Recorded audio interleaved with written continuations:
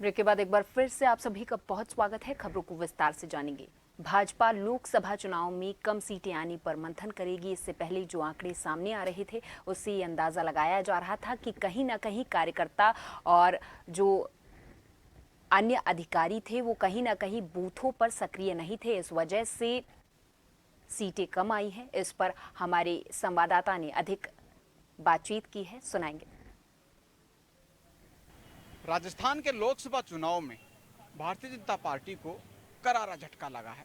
Mission 25 को लेकर BJP जैसे ही आगे बढ़ी, मतदान तक भारतीय जनता पार्टी का दावा रहा था कि वो 25 की 25 सीटें जीतने वाली है।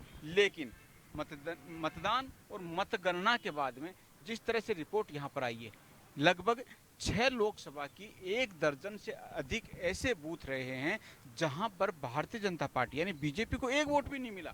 ये बड़ी चौंकाने वाली बात कही जा सकती है, क्योंकि बीजेपी ने उससे पहले जब विधानसभा चुनाव थे, फिर लोकसभा की चुनाव की तैयारी को अगर देखा जाए, हर बूथ के ऊपर एक बूथ अध्यक्ष होता है और लगभग 10 से 11 जो पन्ना प्रमुख बनाए जाते हैं उनको जिम्मेदारी दी जाती है। और बूथ के ऊपर अगर देखा जाए तो कई और पदाधिकारी भी होते हैं, चाहे विस्तारक की भूमिका में हो या फिर दूसरे जो पदाधिकारी है जिनको चुनाव की भूमिका में लगाया जाता है, ऐसे पदाधिकारियों को देखा जाए।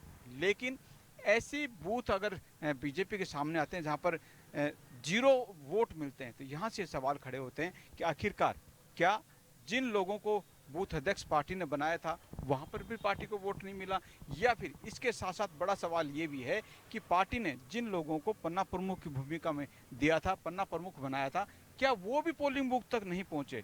ये बड़ी चिंता का विषय कहीं ना कहीं पार्टी के लिए कहा जा सकता है। और खासतौर से अगर देखा जाए, जहां पर पार्टी को 0 वोट मिला है, ये लोकसभा सीटें हैं जयपुर की है, सीकर की है, अलवर की है, बाड़मेर की है, जोधपुर की है। यानी सीकर और बाड़मेर को देखा जाए तो यहाँ पर पार्टी की हार भी हुई है। तो ऐसे में अगर ये देखा जाए कि आखिरकार वो बूथ कौन से हैं, इसमें अगर गणना की जाए, जयपुर के हवा महल विधानसभा बूथ नंबर 129A है, जहाँ पर बीजेपी को 1 वोट भी नहीं मिला। जबकि इसी विधानसभा में बूथ संख्या 136A है, जहां पर बीजेपी को मात्र 1 वोट मिला है। इसी तरह से सीकर लोकसभा की दातारामगढ़ विधानसभा, जहां पर बूथ नंबर 32 है, बीजेपी को 0 वोट मिला है। जबकि इसी विधानसभा क्षेत्र में बूथ संख्या 114 पर भारतीय जनता पार्टी को मात्र 2 वोट मिले हैं।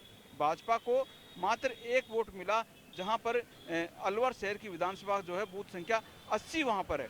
जोधपुर लोकसभा क्षेत्र की अगर पोखरण विधानसभा की बात कर ली जाए, बूथ नंबर 2 पर बीजेपी को महज 1 वोट मिला है। और भाजपा को सबसे ज्यादा नुकसान जो है वो बाड़मेर लोकसभा सीट पर हुआ है, जहां पर जैसलमेर विधानसभा के बूथ संख्या 45, 126, 181 पर 0 वोट मिला है। और इसी तरह से शिव विधानसभा में भी बूथ संख्या 165, 173, 180 पर बीजेपी का खाता भी नहीं खुला है। ये कहीं ना कहीं एक तरह से सवाल खड़े करता है बीजेपी की ओर से कि जिन लोगों को पार्टी ने भूमिका अदा की थी, पन्ना प्रमुख बनाया था, पदाधिकारी वहां पर मौजूद थे, और बूथ के ऊपर जो एक तरह से कहा जाता, बीजेपी का दावा था कि उनकी टीम जो है पूरी सतर्कता के साथ काम कर रही है। लेकिन आखिरकार ऐसी क्या वजह हुई जहां पर बीजेपी के कई बूथों पर भी खाता भी नहीं खुला है। अब क्या पार्टी इस पर मंथन करेगी, और मंथन करके क्या जिस बूथ पर खाता नहीं खुला उस पर कोई एक्शन भी होगा? सहयोगी सुशील यादव के साथ अनिल सेन, जन न्यूज जयपुर। बीकानेर के स्वामी केशवानंद राजस्थान कृषि विश्वविद्यालय का 20वां दीक्षांत समारोह का आयोजन किया गया है। दीक्षांत समारोह के मुख्य अतिथि राज्यपाल कलराज मिश्र रहे। साथ ही राज्यपाल संविधान पार्क, छात्रावास और उच्च जलाशय का लोकार्पण करेंगे। कुल 1569 विद्यार्थियों को उपाधि दी गई है।